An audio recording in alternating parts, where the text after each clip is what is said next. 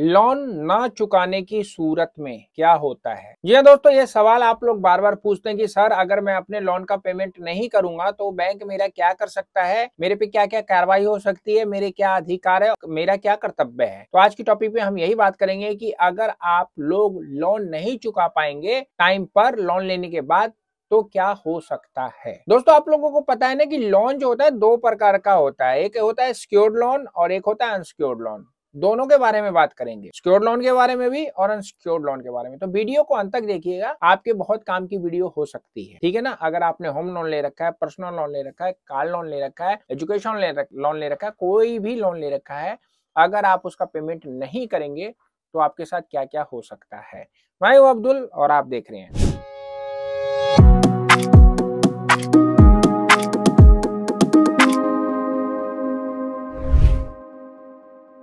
दोस्तों स्वागत है आपका एक नए वीडियो में। और आज की टॉपिक जैसा कि हमने रखा है, लोन के भुगतान में देरी हो जाने पर बैंक आपके साथ क्या क्या कार्रवाई कर सकता है। बात ये सब बैंक के मुताबिक अगर लगातार 90 दिन तक लोन में किसी भी राशि या ईएमआई का भुगतान टाइम पर नहीं किया जाता है तो उसको नॉन परफॉर्मिंग एसेट मान लिया जाता है। चाहे वो पर्सनल लोन हो, चाहे होम लोन हो, चाहे किसी भी टाइप का लोन हो। और उसके बाद बैंक आपके लोन को रिकॉल भी कर लेता है, यानी कि अपने पूरे पैसे बैंक मांग लेता है। अब मान लीजिए आपने 1 लाख का लोन ले रखा है, आपने ईएमआई भरी टाइम पे 8 महीने तक और फिर 3 लगातार आपने ईएमआई नहीं भरी, तो जो भी आपका अमाउंट बचा हुआ है वो सारे लोन को रिकॉल कर लिया जाता है। पर्सनल लोन आप जब लेने जाते हैं, अगर आप ये वीडियो एजुकेशन के लिए देख रहे हैं तो वेल एंड गुड, अगर ले रखा तो तब भी अच्छा है, और लेने का प्लान बना रहे हैं तो भी आपको ये वीडियो देखना चाहिए। क्योंकि पर्सनल लोन अलग चीज होता है, होम लोन अलग चीज होता है। सरकार आपकी मदद करने के लिए लोन देती है और आप लोग लोन लेके अपनी सारी जरूरतों को पूरी करते हैं। तो दोस्तों लोन लेने के बाद न चुकाने की सूरत में क्या होता है। लोन न चुका पाने की सूरत में पहले तो बैंक आपको एक नोटिस भेजता है। पहले लीगल नोटिस भेजे जाने के 2 महीने के बाद, लोन का भुगतान न करने के 5 महीना बीत जाने तक बैंक आपको दूसरी नोटिस भेजता है। बैंक इस नोटिस के जरिए आपको बताता है, अगर आपने होम लोन ले रखा है तो आपके घर की कुल कीमत जितनी है, इसे नीलामी के लिए कितनी कीमत पर रखा जाए। घर की नीलामी की तारीख भी निश्चित की जाती है, जो कि आमतौर पर दूसरा नोटिस भेजे जाने के 1 महीने के बाद होता है। आमतौर पर आवासीय ऋण के अधिकांश मामले एनपीए से जुड़े नहीं होते हैं। क्यों? क्योंकि वो एक सिक्योर्ड लोन होता है और सिक्योर्ड लोन में बैंक के पास आपकी संपत्ति होती है, इसलिए बैंक ऐसे मामलों में तत्काल कार्रवाई नहीं करते हैं। वो टाइम पे टाइम देते जाते हैं ताकि आपके लोन पे वो ज्यादा से ज्यादा पेनल्टी वसूल करे और फिर आपको खस्ता हालत में ले जाकर आपके घर को नीलाम कर दे। बस वो आप पे दबाव बनाते रहते हैं कि भाई पैसा भरो नोटिस वगैरह भेज के। लेकिन इन सब के बावजूद अगर खाता धारक यानी कि आप कोई प्रतिक्रिया नहीं देते हैं, तब बैंक कानूनी कार्रवाई का इस्तेमाल करता है। यह होता है उन लोनों में जो सिक्योर्ड लोन होते हैं। जो अनसिक्योर्ड लोन होते हैं उसमें क्या होता है, उसमें देखिए पहले महीने की जैसे ईएमआई बाउंस होती है, दूसरे महीने की शुरुआत में ही बैंक आपको बकेट सिस्टम के हिसाब से कॉल करना स्टार्ट कर देता है। आप लोगों ने अगर क्रेडिट कार्ड लिया है या लोन लिया है, आप लोग बिजनेसमैन हैं या आप सेल्फ एम्प्लॉयड हैं, तो आप लोगों के लिए अलग अलग कैटेगरी वो लोग डिफाइन करके रखे हुए हैं। मैंने एक वीडियो बनाई थी कि एनपीए क्या होता है, नॉन परफॉर्मिंग एसेट। नहीं देखा है, आई बटन में वीडियो है, जब आप उस वीडियो को देखेंगे तो एनपीए के बारे में भी आपको पता होगा और उसमें आपके लोन का जो बकेट सिस्टम होता है वो कैसे कैसे आप पे लागू होता है वो सारी इंफॉर्मेशन मिल जाएगी। तो दोस्तों जैसे अगर आप सेल्फ एम्प्लॉयड है तो आपका 90 दिन में आपका लोन एनपीए हो जाएगा, और अगर आप सैलरीड पर्सन है तो आपका क्रेडिट कार्ड हो या पर्सनल लोन हो 180 दिन में आपका एनपीए हो जाता है। तो ये सारी कार्रवाई आप पे चलती रहती है। बैंक के रिप्रेजेंटेटिव आपको कॉल करते हैं, रिकवरी वाले आपको कॉल करते हैं, आपके घर पे आके बैठ जाते हैं, और हो सकता है कि आपके ऑफिस पे भी आके वो बैठ जाए एज ए सिक्योरिटी वॉचमैन की तरह।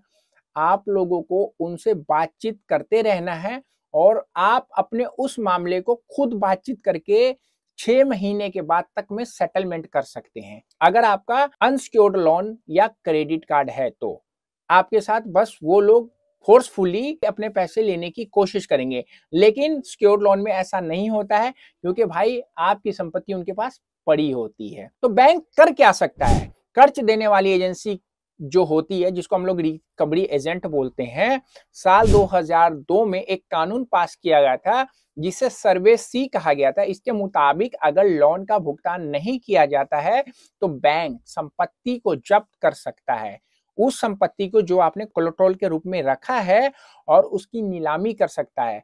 हालांकि बैंक इस कार्रवाई को अंजाम देने से पहले बहुत सारे अन्य पहलू पे काम करते हैं और अलग अलग विकल्प जो होते हैं उनके पास उपलब्ध, उन पे गौर करते हैं। वो कोशिश करते हैं कि बैंक अपने ग्राहक से ही पैसा वसूल कर ले, लेकिन अगर ढीठ कस्टमर मिल जाता है उनको, तो फिर वो लोग इस परिस्थिति में आप लोगों को नोटिस भेजते हैं और घर को या जो भी चीज होती है आप लोगों की कोलेटरल के रूप में उसको नीलाम कर देते हैं। क्योंकि बैंक का प्राथमिक काम ही है लोन देना, और अगर एक टाइम के बाद उसको लोन की अमाउंट नहीं मिलेगा तो भाई उसके बैंक पे जो होता है ना बैड लोन बढ़ता हुआ चला जाएगा और उसको परेशानी हो सकती है। तो दोस्तों, नीलामी, मान लीजिए आप लोगों का प्रॉपर्टी लोन है और आप लोगों की नीलामी हो गई, तो क्या नीलामी होने के बाद आपका लोन खत्म हो गया? अनसिक्योर्ड लोन में तो आप सेटलमेंट कर लेंगे, क्रेडिट कार्ड में आप सेटलमेंट कर लेंगे और आपको सेटलमेंट लेटर मिल गया, यानी कि एनओसी मिल गई। लेकिन प्रॉपर्टी का जो लोन होता है या फिर कोलेटरल वाला जो लोन होता है, चाहे व्हीकल लोन हो, चाहे आपने कोलेटरल के रूप में कोई भी लोन ले रखा हो, आपकी प्रॉपर्टी नीलाम होने के बाद, आपकी वो चीज नीलाम होने के बाद क्या आपका लोन खत्म हो गया? तो दोस्तों, ऐसा नहीं है। कर्जदार की प्रॉपर्टी नीलाम करने के बाद भी बैंकों को सुकून नहीं मिलता है, क्योंकि उनको उनके बकाये के हिसाब से उनको पैसा नहीं मिलता है और वह क्लाइंट को नो ऑब्जेक्शन सर्टिफिकेट नहीं देते हैं। बैंक आपका घर सीज करके नीलामी के जरिए बेच देता है, तो उस सूरत में नीलामी की राशि में उस व्यक्ति के ऊपर बैंक के कर से ज्यादा पैसा अगर होता है, यानी कि घर बिका 1 लाख का, लेना है 1,20,000 रुपए, तो 20,000 रुपए घर बेचने के बाद भी वो आपके ऊपर रिकवरी के लिए प्रेशर डालते रहेंगे और आपको बोलेंगे कि भाई आपका जो ये अकाउंट है अभी क्लोज नहीं हुआ, पैसे दो। लेकिन आपकी संपत्ति को नीलामी कर देते हैं। मान लीजिए आपकी संपत्ति 1,20,000 की है और आपको बैंक को 1 लाख रुपए ही देना है, तो अगर आपका 1,20,000 की संपत्ति बिकी तो 20,000 रुपए बैंक आपको वापस भी कर देते हैं। यानी कि अमाउंट ज्यादा हुआ तो आपसे लेंगे, अगर अमाउंट कम हुआ तो वो आपसे मांगेंगे। ये सारी चीजें दोस्तों चलती रहती है। तो दोस्तों, इस प्रकार आपका जो अनसिक्योर्ड लोन होता है वो सेटलमेंट होता है, और जो सिक्योर्ड लोन होता है वो आपका नीलाम होता है। और नीलाम होने के बाद भी जो आपका अमाउंट बच जाता है, बैंक आपसे डिमांड करता है और ज्यादा हो जाता है तो आपको वापिस देता है। तो आप लोगों को ये बात गांठ बांध लेनी चाहिए कि जो सिक्योर्ड लोन है उसमें ज्यादा तगड़ी रिकवरी नहीं होती है, केवल नोटिस खेला जाता है। लेकिन अनसिक्योर्ड लोन में आप लोगों के कान से खून निकाल देते हैं, रिश्तेदारों को कॉल करके परेशान कर दिया जाता है, आपके घर पे आके, आपके ऑफिस के बाहर आके बैठ जाते हैं।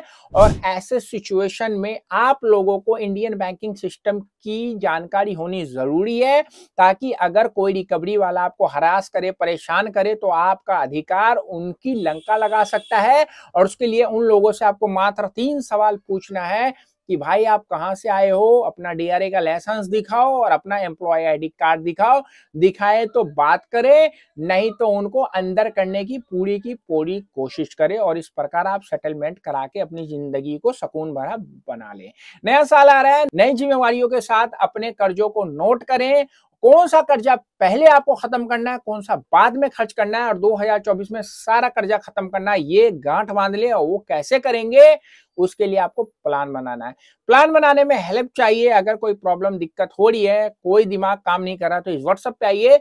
हमारी टीम सेटलमेंट कराने में भी आपकी मदद करेगी। अगर आप हमारी बातों को फॉलो करेंगे तो 2024 आपका कर्ज मुक्त वाला वर्ष होगा। तो दोस्तों, ये इन्फॉर्मेशन आशा करता हूँ आपको अच्छी लगेगी। चैनल पर नए हैं, सब्सक्राइब करके बेल बटन दबाना नहीं भूलिएगा। हमारी वीडियो को फेसबुक पे देख रहे तो कर लीजिए फॉलो। इस चैनल पे आपको बैंकिंग से रिलेटिव नई नई इन्फॉर्मेशन मिलती रहती है। हमारी वेबसाइट है www.hktips.com। ब्लॉग पढ़िए, ब्लॉग मिलेगा वो जो आपके काम का हो। मिलते हैं फिर नेक्स्ट वीडियो में। लाइक करिए, शेयर करिए, कमेंट्स करना नहीं भूलिएगा। सी यू।